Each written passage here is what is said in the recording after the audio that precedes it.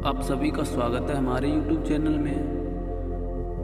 आज आप रामायण में जानेंगे कामदेव के आश्रम के बारे में।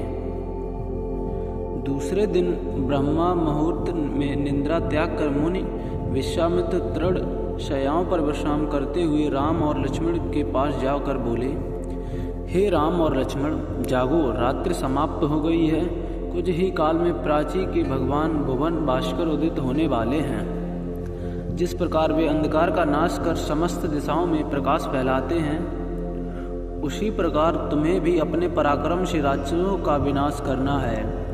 नित्य धर्म से निर्वृत्त हो संध्या उपासना करो, अग्निहोत्र आदि से देवताओं को प्रसन्न करो, आलस्य को त्यागो और शीघ्र उठ जाओ, क्योंकि अब सोने का समय नहीं है। गुरु की आज्ञा प्राप्त होने ही दोनों भाइयों ने शय्या त्याग दिया और नित्य क्रम एवं स्नान ध्यान आदि से निर्वृत्त होकर मुनिवर्ष के साथ गंगा तट की ओर चल दिए।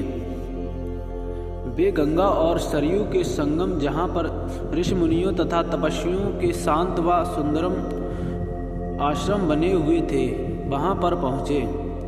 एक अत्यधिक सुंदर आश्रम को देखकर रामचंद्र ने गुरु विश्वामित्र से पूछा, हे गुरुवर, यह परम रमणीक आश्रम किस महर्षि का है?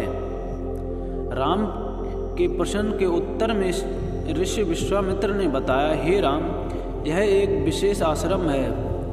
पूर्व काल में कैलाशपति महादेव ने यहाँ घोर तपस्या की थी। संपूर्ण विश्व उनकी तपस्या को देखकर विचलित हो उठा था। उनकी तपस्या से देवराज इंद्र भयभीत हो गए और उन्होंने शंकर जी के तप को भंग करने का निश्चय किया। इस कार्य के लिए उन्होंने कामदेव को नियुक्त कर दिया। भगवान शिव पर कामदेव ने एक के बाद एक कई बाण छोड़े, जिससे उनकी तपस्या में बाधा पड़ी।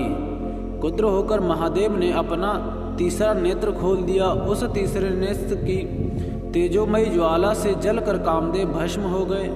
देवता होने के कारण कामदेव की मृत्यु नहीं हुई, केवल शरीर ही नष्ट हुआ। इस प्रकार अंग नष्ट हो जाने के कारण उसका नाम अनंग हो गया और इस स्थान का नाम अंग देश पड़ गया। यह भगवान शिव का आश्रम है, किंतु भगवान शिव के द्वारा यहाँ पर कामदेव को भस्म कर देने के कारण इसे कामदेव का आश्रम भी कहते हैं।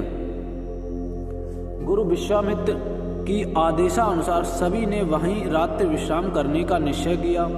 राम और लक्ष्मण दोनों भाइयों ने वन में कंद मूल फल लाकर मुनिवर को समर्पित किए और गुरु के साथ दोनों भाइयों ने प्रसाद ग्रहण किया। तत्पश्चात स्नान, संध्या, उपासना आदि से निर्वृत्त होकर राम और लक्ष्मण गुरु विश्वामित्र से अनेक प्रकार की कथाएं तथा धार्मिक प्रवचन सुनते रहे।